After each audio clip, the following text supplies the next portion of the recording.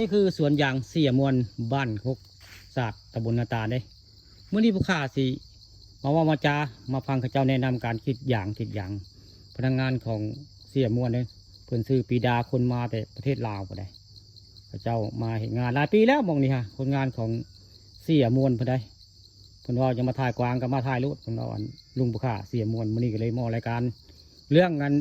คิดอย่างเพิ่นสิเฮ็ดอะไรไปเบิ่งนำกันเนาะผู้ค้าจะไปถามการคิดอย่างเป็นพิธีขั้นแรกเนาะคนงานประเทศลาวได้เพื่อที่แนะนำในรายการคิดอย่างแบบใดเนาะแนะนำเนาะอัน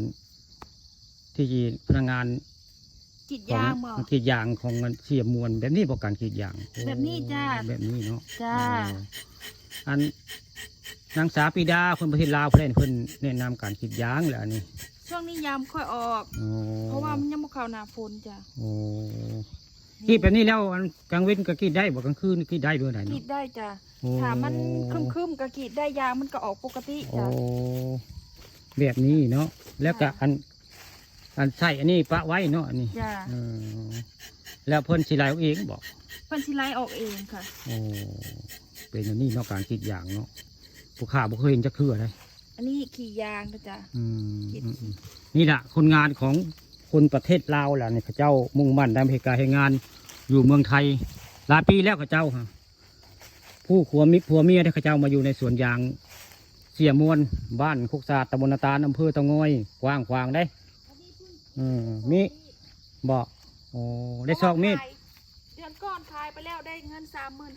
35,000แล้วเพิ่นให้แบบใดเป็นเดือนหรืออะไรมาทำงานแบ่งครึ่งจ้ะฮะกรีดยางนี่แบ่งครึ่งกรีดยางแบ่งครึ่งกับเพิ่นกับเสียเพิ่นเนาะได้30,000กับปันคนละ15,000อันโมเมนต์ทำงานเป็นเดือนหรือเป็นเท่าไหร่นี่อันกรีดยางนี่ปันคนละครึ่งค่ะได้30,000ปันคนละ15,000แต่เลี้ยงกวางเพิ่นให้เป็นเงินเดือนละ10,000จ้ะดีมากเนาะถือว่าได้2 เด้งเนาะเปรียบเทียบก็ได้เปรียบเทียบผู้ค่าจอนี่ได้เงินเดือนหูนวกแล้วก็เงินเดือนคนเก๋เปรียบเทียบถ้าเป็นคนไทยได้คนเก๋ก็ได้ว่าง่ายคนพิการก็ได้เปรียบเทียบในบ้านผมได้2 เด้งแหละนี่ได้ทั้งเงินเดือนทั้งอันกรีดยางปันเพิ่นเนาะกึ่งก็ปันครึ่งไว้ง่ายคือเงินเดือนอันคนประเทศไทยนี่คนเก๋ก็ได้เป็นภัยหูนวกหรือว่าพิการก็ได้อีกอันนึงเป็น2 เด้งเปรียบเทียบอันนี้ก็คือทางเป็นเดือนแล้วก็มากรีดยางแบ่งครึ่งได้กับเสียเพิ่นได้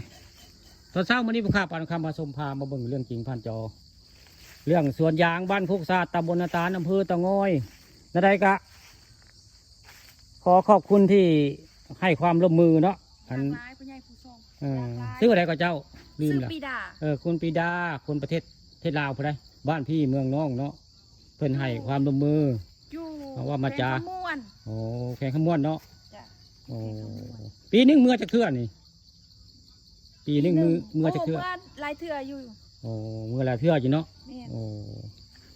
นั่นได้กะผู้ข้าปานคำมาชมก็คือสิ